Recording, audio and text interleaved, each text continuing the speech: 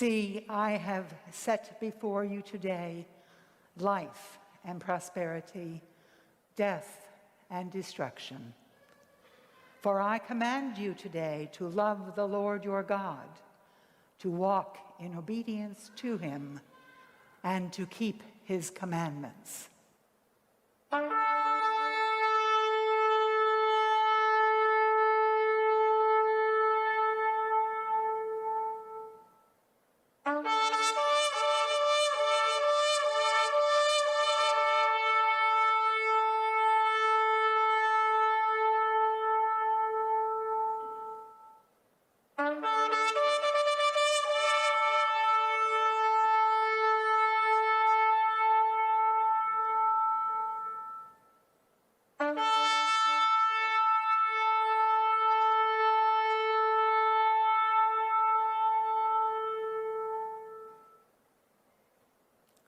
Please be seated.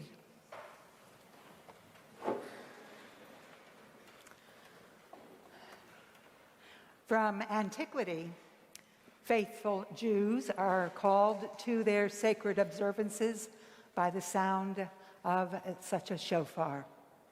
And in that spirit, we have welcomed with them their celebration of Rosh Hashanah, the beginning of the High Holy Days. So, Shana Tova to all of you. Some of us would say Happy New Year, but the Jewish people actually are saying we wish you a sweet new year. The celebration becomes more solemn this coming week with the observation of Yom Kippur, the Jewish observance for seeking forgiveness of sins, and as much as our rituals are with regard to forgiveness. Following Yom Kippur, there is the celebration of the Sukkot, reflecting on how God protected the Jewish people through the long desert journey, reminding them that the promised land is defined by God and not by human demand. Such sacred observances reveal, I think, a certain rhythm of life. In our younger years, we are carefree and bent on enjoying happy days and new discoveries. A bit later in life, a more sobering awareness of all that is not right. Change is required, not suggested. As years slip on by, we are invited to what I refer to as a more delicate joy, one that fortifies us against the storms. And our nation has had more than her share. The terribles that afflict our world are astounding. Close to home, there is speculation about continued violence reaching record proportions here in Kansas City. And the word war has even crept into conversations. The fires of California and Oregon, unimaginable, while storms batter the South and the East. And perhaps most horrific is the desecration of relationships wherever there is difference in skin color or customs or deeply held opinions of treasured beliefs. The times, they are a-changing. And you know that baptismal vow that we treasure that asks us to vow to respect the dignity of others? Well, I think it's beginning to look like a torn piece of rotting lace in an antique shop. And meanwhile, the dark cloud of COVID-19 lingers. Not just in cities as we expect, but in places that we go for refuge. Places like the lake and the North Woods, and even on a mid-Missouri farm where there's a record crop in both size and quantity. I stood in corn much taller than the elephant's eye. The crop is amazing. and the virus still threatens. It's not just something that we Americans suffer. The entire planet is infected with unparalleled despair. Physical, emotional, economic, and spiritual pain run rampant. And even our creatures, great and small, those that walk, fly, swim, crawl, and slither, all cry in lament, "How long, Lord? How long?" Some questions cannot have answers, and the Sufi poet Rilke counters this by suggesting that we need to try to live the questions now. And perhaps the answers will come someday. That shofar called us to attention. And perhaps it was about the condition of our world, our environment, the health of our planet, and the collective well-being of its inhabitants. Blessed sun, blessed moon, blessed Mother Earth, all of us are affected, and all of us are related. I have read about how old we all actually are in terms of our heritage, and I thought about this and I came up with this idea, so I'd like you to kind of go along with me. Think about your grandparents who lived in the good old days we remember, and perhaps it was here, but perhaps it was miles and even states away. Think now of their parents and grandparents who lived oceans away, and you've seen only the pictures. They too had parents and grandparents, and so it goes all the way back to the beginning of humanity. We exist as a part of a vast connection in relationship. And while preposterous to imagine, there may be some relatives in your heritage who were very different from you. Think about it. It can be insightful. We know that we are Christians and we're glad of it. But our world family includes Jews, Muslims, and Buddhists, as well as white, black, brown, yellow, and red. We coexist as God's family on God's planet. It is no longer just me and mine. It's we and us together. And that reality may push us to rethink how to live, how to carry a lighter load, to realize that our possessions do not possess us. It's time to let go of old ideas, even unfollow obsolete rules, and seek to find our way to the other side of tribulation, where hope greets us at the gateway of a new heaven and a new earth. Now, today's epistle is about just that kind of hope, as is our upcoming stewardship emphasis. We are seeking a living hope, which I might describe as hope with grit, or hope with real meat and mashed potatoes. I mean, what a refreshing approach after this long, hard, wet spring and summer. Well, I look forward to the stories we'll be hearing at stewardship season. But right now, let's take a look at Philippians, because it's a great launch for examining hope. Paul is in prison in Rome, and he knows he will not get out alive. He has little reason to be optimistic about his future, or as we might say here in 2020, little reason for him to work on his positivity quotient. And yet, he's not clinging to strategies for success, for which optimism and positivity are useful, Paul is an encourager, urging his beloved Philippians to live life in a manner worthy of the gospel of Christ.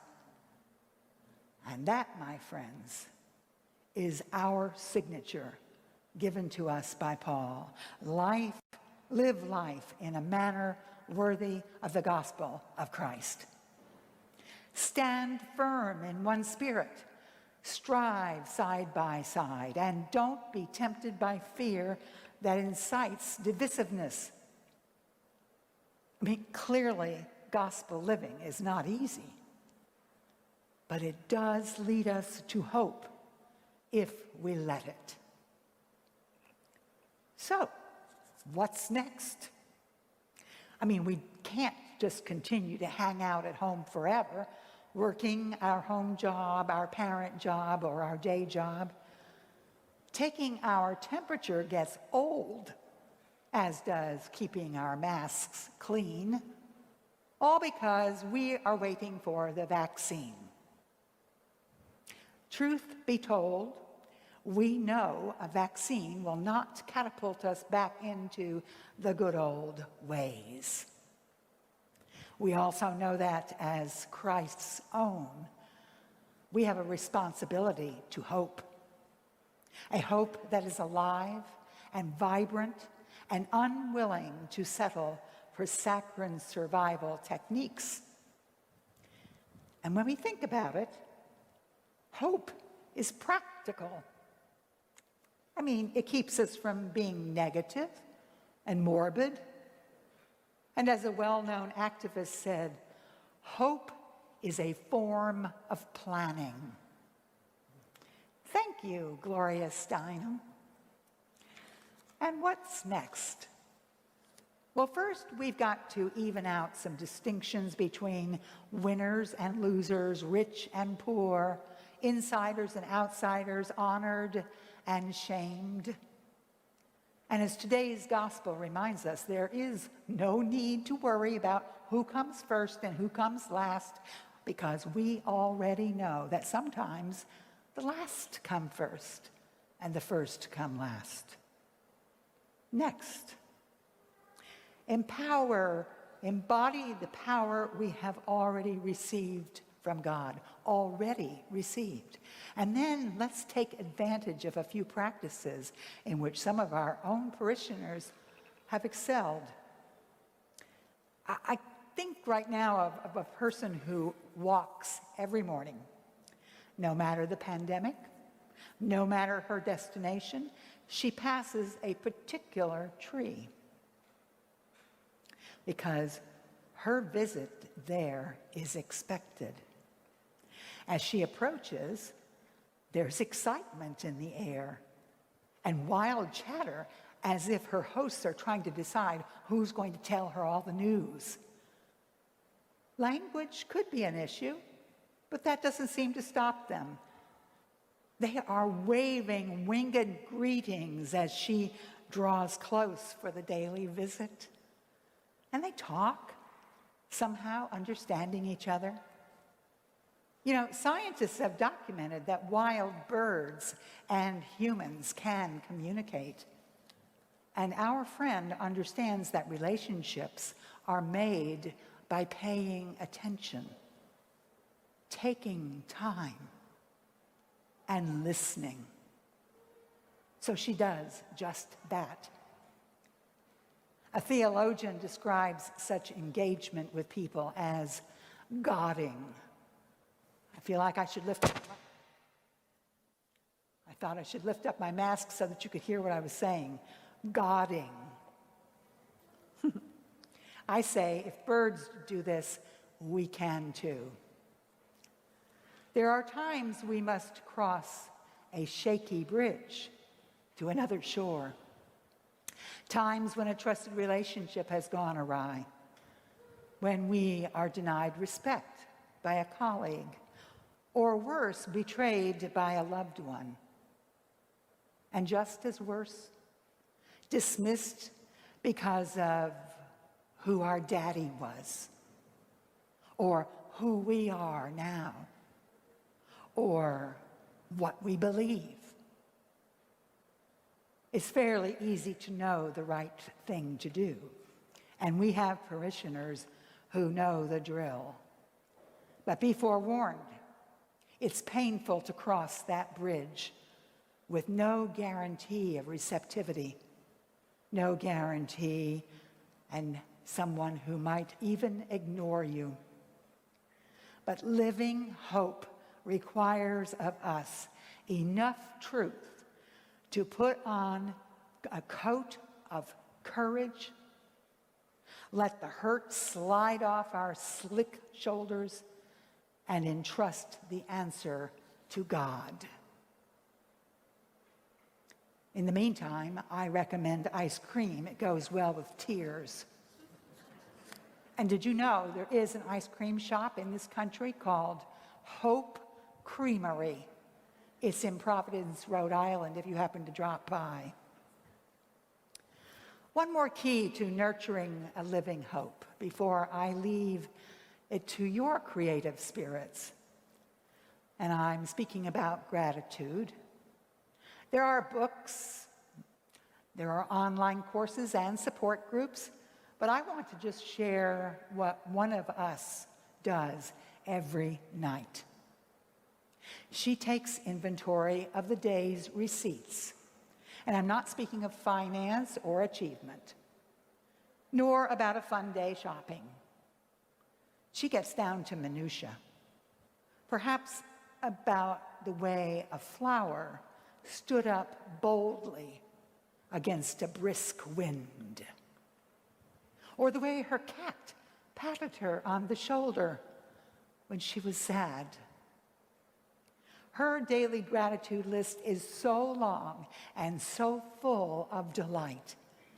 There is no doubt she lives open to surprise, swelling with hope and a need to say, thank you.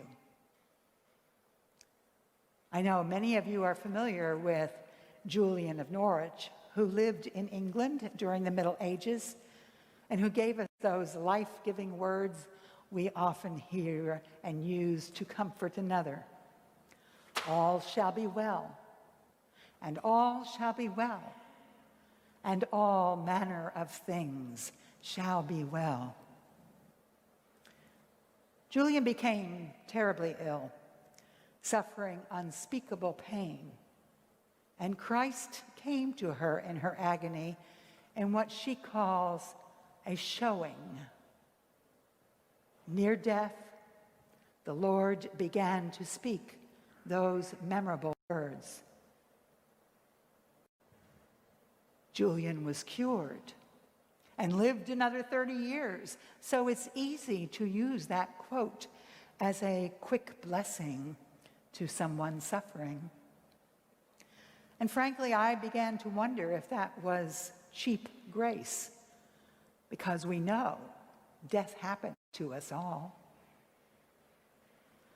But I came to believe it means something quite different. And since Jesus often challenges us to come up with the answer, here's mine. The promise of eternal life is available to us all. A life well lived or life forsaken, the promise of eternal life is the same. The difference is the one who says yes to life has living hope. The one who rejects life also rejects the power of hope and therefore goes through the motions but never really lives. With God, all shall be well. But a lot depends on you and me.